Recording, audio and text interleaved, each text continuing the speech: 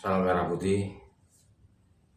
Kembali saya dalam acara Kilas Opini Bang Bul. Pada malam ini saya akan menyampaikan tentang tindak pidana perdagangan orang. Nah, kita tahu bahwa tindak pidana perdagangan orang adalah merupakan kejahatan kemanusiaan. Dan memang ini sangat berdampak kepada keselamatan dan kesehatan bagi para korban tindak pidana perdagangan orang. Karena motivasi daripada tindak pidana ini adalah mengeksploitasi manusia untuk kepentingan bisnisnya, untuk kepentingan ekonomi, untuk kepentingan usahanya. Jadi tidak mempertimbangkan nilai-nilai kemanusiaan. Nah, lalu bagaimana hukum memandang bahwa maraknya tindak perdagangan orang ini? Terus kemudian diharapkan adanya hukum yang mengatur tentang tindak pidana perdagangan orang ini, kemudian bisa meminimalisir atau mencegah untuk dapat terjadinya tindak pidana perdagangan orang. Oke, kita simak saja ini di Undang-Undang Nomor 21 Tahun 2007 tentang pemberantasan tindak pidana perdagangan orang. Dalam undang-undang ini ancamannya tegas ya. Ancaman tegas, oleh karenanya bagi para korban tindak pidana perdagangan orang jangan sungkan-sungkan untuk melaporkan keluarganya, saudara maupun istri atau suaminya bila mana terdapat korban daripada tindak pidana perdagangan orang. Nah, di sini di Undang-Undang Nomor 1 Tahun 2007 ini mengatur tentang ini di Pasal 2 Ayat 1 Undang-Undang Nomor 21 Tahun 2007.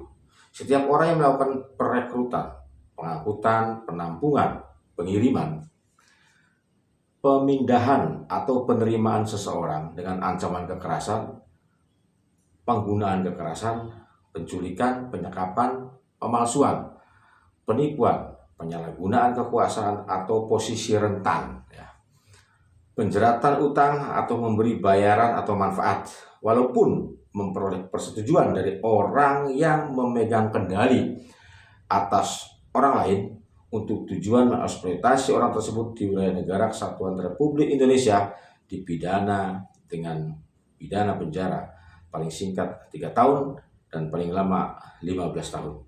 Dan pidana dendanya 120 juta, paling besar 600 juta. Nah, ini bila mana TPPO ini terjadi di Indonesia, terjadi di dalam negeri ya. Nah, kemudian di Pasal 4 Undang-Undang Nomor 21 Tahun 2007 ini mengatur bahwa setiap orang yang membawa warga negara Indonesia keluar,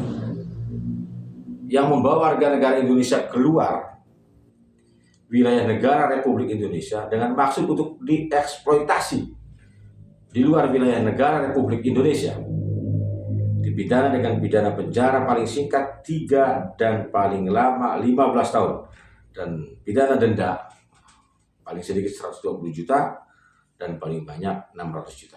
Ini diatur dalam pasal 4 Undang-Undang Nomor 21 Tahun 2007. Nah, ini nampak jelas sekali dalam materi peraturan yang diatur dalam pasal ini bila mana ada warga negara Indonesia diberangkatkan kerja ke luar negeri. Lanjut di pasal 5, yaitu setiap orang yang melakukan, nah ini untuk pelaku bisnisnya, ini untuk pelaku eksploitasinya, untuk pelaku TPPO-nya ini ya. TPPO itu tindak pidana perdagangan orang.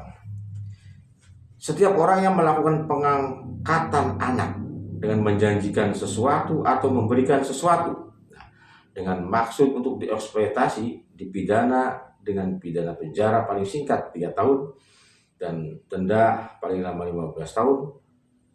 Denda paling lama denda 120 juta ya, dan paling banyak 600 juta. Jadi pidana penjaranya itu paling singkat 3 tahun, paling lama 15 tahun, dendanya 120 juta paling kecil, paling besar 600 juta. Nah, ini untuk setiap orang yang melakukan pengangkatan anak dengan menjanjikan sesuatu atau memberikan sesuatu dengan maksud untuk eksploitasi. Nah, ini untuk korban TPPO-nya ini anak di bawah umur. Ya. Terus selanjutnya adalah di pasal 6 Undang-Undang Nomor 21 Tahun 2007, setiap orang yang melakukan pengiriman anak ke dalam atau ke luar negeri dengan cara apapun yang mengakibatkan anak tersebut tereksploitasi dipidana dengan pidana penjara paling singkat 3 tahun dan paling lama 15 tahun, dan pidana denda paling sedikit 120 juta dan paling banyak 160 juta rupiah. Oke pemirsa, waspadalah terhadap pelaku tindak pidana perdagangan orang ini. Biasanya mengiming-iming dengan janji-janji manis, mendapatkan penghasilan yang besar di luar negeri, terus kemudian pada intinya di balik itu semua adalah kepentingan bisnis mereka bagi para pelaku tindak pidana perdagangan orang. Nah, makanya dalam kasus-kasus tindak pidana perdagangan orang ini bukan delik aduan, ya kan? Jadi seharusnya itu tidak bisa dicabut oleh pihak kepolisian, harus berlanjut sampai ke persidangan. Itu mekanisme daripada penyelesaian tindak pidana perdagangan orang. Walaupun ada sistematika hukum yang mengatur tentang restoratif justice itu sendiri, namun demikian tentunya